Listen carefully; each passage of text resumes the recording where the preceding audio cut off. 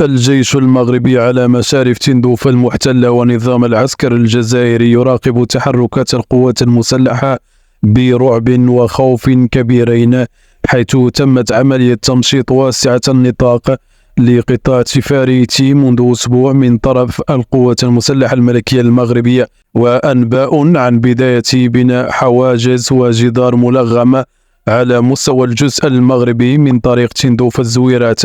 وتقول صحيفة الكوميرسيو الإسبانية بناء على مراسلة المينورسو أن هذا الأخير ممنوع من دخول الجزء الشرقي من المناطق العازلة، وأن قائد الجيش المغربي الجديد محمد باريز لا يرى أي جدوى في بقاء المناطق العازلة شاسعة دون استغلالها اقتصاديا، خصوصا وأنها غنية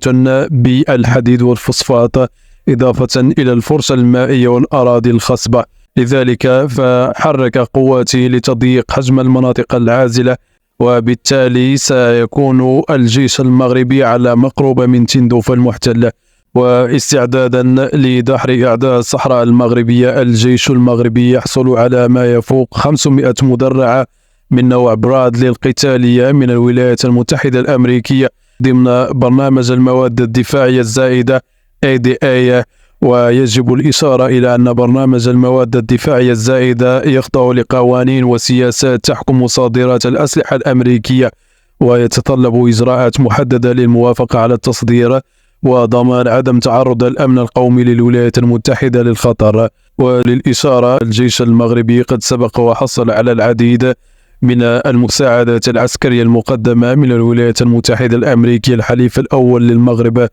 والتي تشمل معظمها دبابات أبرامز وعربات هونفي وصواريخ مضادة للدروع. وحسب ذات المعطيات فإن وحدات من الجيش المغربي كانت قد تحركت فعليا في هذه المنطقة، ورسمت معالم تواجد القوات المغربية خلف الجدار الأمني مع تغطية جميع المساحات على مدى 5 كيلومترات على الحدود الجزائرية، مثل ما كان عليه الحال في المنطقة العازلة الفاصلة بين معبر القرقرات والحدود الموريتانية، والتي أصبحت تحت السيطرة المطلقة للقوات المغربية. وانتشرت القوات المغربية على طول الحدود مع الجزائر، وإنهاء كل التراكمات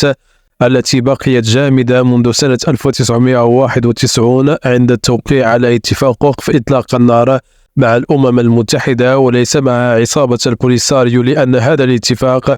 ليس مباشرا مع البوليساريو، بل كل طرف وقع اتفاق فردي مع الأمم المتحدة